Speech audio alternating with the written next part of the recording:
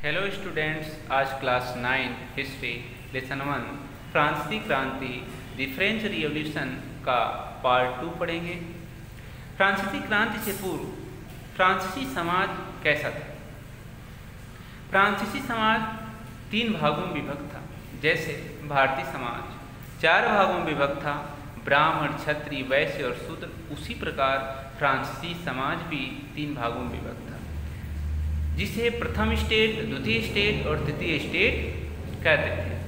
प्रथम स्टेट में पादरी वर्ग आते थे, द्वितीय स्टेट में कुलीन वर्ग आते थे और तृतीय स्टेट में बड़े व्यापारी, कर्मचारी, किसान, छोटे किसान, मजदूर आदि आते थे।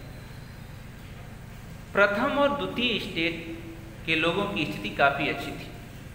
प्रथम स्टेट और द्वितीय स्टेट की कुल जनसंख्या फ्रांस की कुल जनसंख्या की केवल 10% थी। इस प्रथम और द्वितीय स्टेट के लोगों को किसी भी प्रकार का टैक्स नहीं देना पड़ता था, नो टैक्स, और इन्हें कई प्रकार के विशेषाधिकार प्राप्त थे।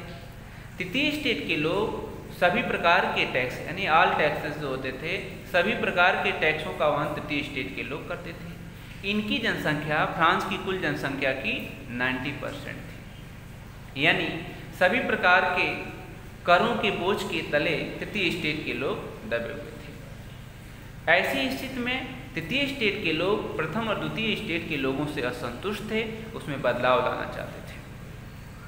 टैक्स यानी कर भी 2 प्रकार से वसूले जाते थे। एक राजा वसूलता था, दूसरा चर्च। धार्मिक कर के रूप में चर्च तृतीय स्टेट के लोगों से टाइल नामक कर लेता था। राजा तृतीय स्टेट के लोगों से टाइल नामक प्रत्यक्ष कर लेता था। इस प्रकार करों के बोझ से तृतीय स्टेट के लोग दबे थे, जिससे उनकी आर्थिक स्थिति बद से बदतर होती चली गई। ऐसी परिस्थितियों में तृतीय स्टेट के लोग बदलाव चाहते थे। अतः कालांतर में फ्रांस को क्रांति का सामना करना पड़ा। अब देखिए फ्रांसीसी क्रांति में दार्शनिकों का क्या योगदान था। जान लाक, रूसो, मॉन्टेस्क्यू। फ्रांस के 3 महान दार्शनिक जान लाक, रूसो और मॉन्टेस्क्यू थे। इन्होंने फ्रांसीसी समाज का ध्यान अपनी तरफ आकर्षित किया और निरंकुश राजतंत्र के खिलाफ लड़ने के लिए लोगों को प्रेरित किया।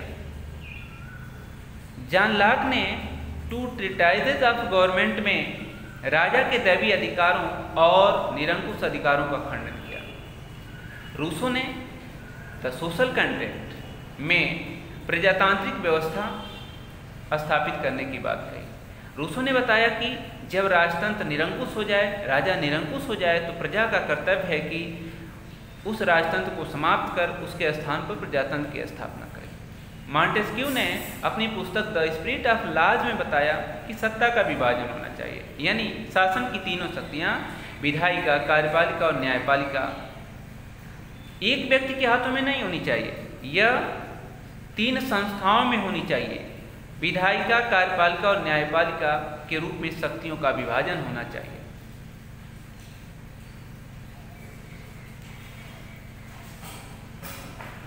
इन परिस्थितियों में फ्रांस का राजकोष खाली हो गया। राजा नए टैक्स लगाना चाहता था, इसलिए स्टेट जनरल का अधिवेशन बुलाया। 5 मई 1789 ईस्वी को राजा ने स्टेट जनरल का अधिवेशन बुलाया। स्टेट जनरल क्या है? स्टेट जनरल फ्रांस की प्राचीन संसद है।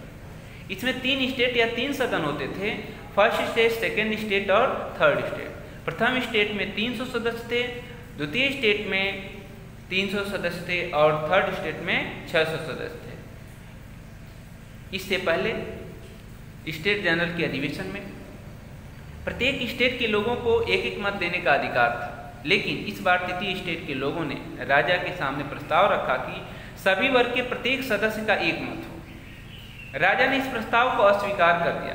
तब तृतीय स्टेट के लोग सदन से बाहर निकलकर बगल में स्थित टेनिस कोर्ट के मैदान में एकत्र हो गए और अपने आप को नेशनल असेंबली घोषित कर दिया और उस टेनिस कोर्ट के मैदान में शपथ ली, जिसको टेनिस कोर्ट शपथ के नाम से भी जानते हैं, कि जब तक फ्रांस के लिए संविधान तैयार नहीं किया जाएगा तब तक नेशनल असेंबली भंग नहीं होगी।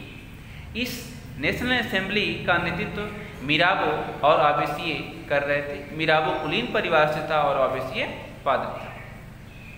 राजा संविधान बनाने के पक्ष में नहीं था। राजा अपने अधिकारों को सीमित नहीं करना चाहता, इसलिए वह नेशनल असेंबली को भंग करना चाहता था, लोगों को तितर बितर करना चाहता था। इसलिए विदेशी सेना की सहायता से तृतीय स्टेट के लोगों को वहाँ से टेनिस कोर्ट के मैदान से हटाना चाहता था। उसी समय पावरोटी के दाम बढ़ गए और प्रजा ने विद्रोह कर दिया। 14 जुलाई 1789 को पेरिस में एकत्र 7,000 यानी 7,000 लोगों ने बास्टिल के जेल पर आक्रमण कर दिया और दुर्रक्षक को मार डाला। बास्टिल की जेल यानी राजा की निरंकुशता की प्रतीक थी। राजा या राजतंत्र के खिलाफ जो कोई बोलता था, राजा उसे बास्टिल की जेल में बंद कर देता था। इसके साथ ही द्वितीय पार्ट समाप्त होता है। अब नेक्स्ट पार्ट में पढ़ेंगे।